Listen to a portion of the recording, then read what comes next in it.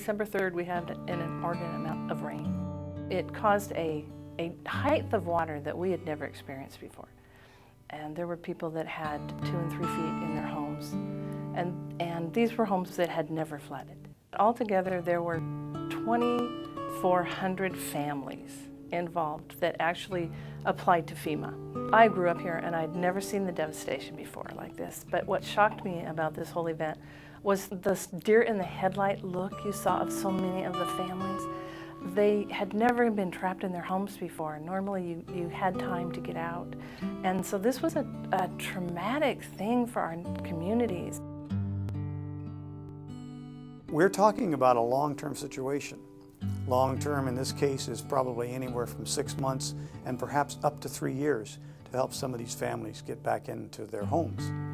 There's a lot of work that is overwhelming. I mean, we take for granted, some of us are remodelers, we do that.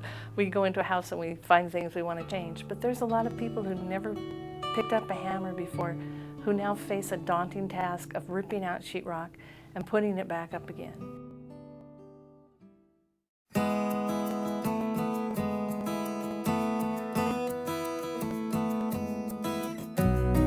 What we do is we look at community needs.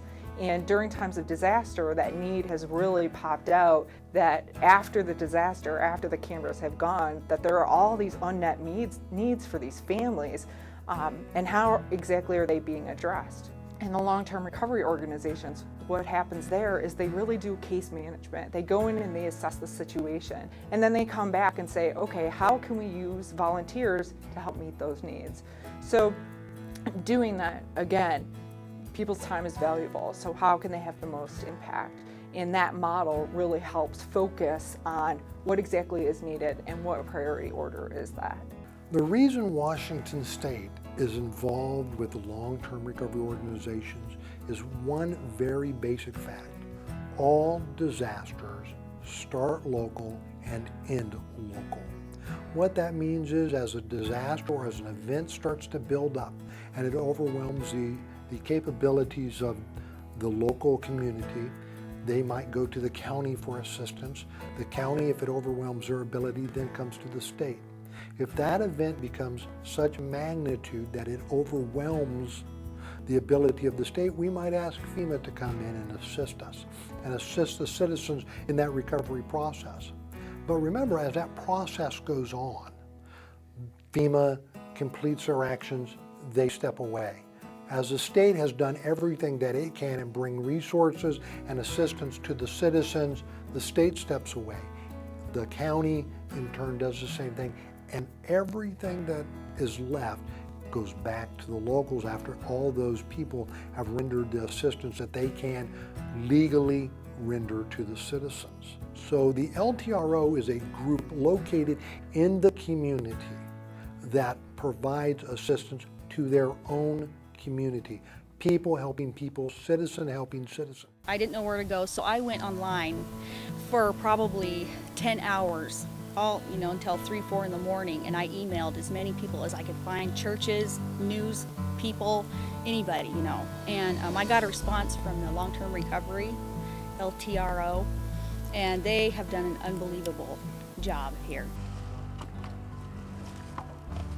Today, I can't even count the heads. There was probably 30 people here. A great big huge backhoe tractor, like 3 trucks, and they probably hauled 10 or 12 loads to the dump for us. They cleaned out the barn, and they're still coming back to do more.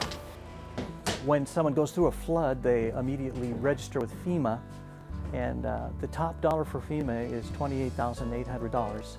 which usually isn't anywhere near what it would take to rebuild the place. So you can sometimes go through an SBA loan, and that can be literally thousands of dollars, low interest, but most people don't qualify for that.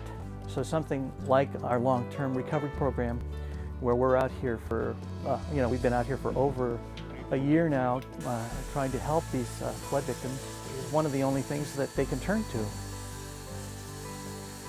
I'm living in my 2-car garage, and well, I've been there for a year now, over a year. But we'll be in this in probably 3 months. So It's getting better. Kind of speechless when it comes to them because I don't know. I couldn't have done it without them. Now that there's an LTRO, and it's enabled our community to get together and form a lot of relationships between the first responders that are going to do the rescue work, the disaster people who come in a little bit later and help with the housing, help get food for people who've been displaced. Then when we come in and we help with the recovery, we've all had relationships now with each other. We all know who each other is and the telephone numbers. And so if we were to have another disaster, then we all know just who to call, that what needs done. And they know that once they're finished with their immediate work, that they can call on us again. So once FEMA and the state have kind of finished with that initial surge of assistance, it falls back to the local community and to the voluntary organizations.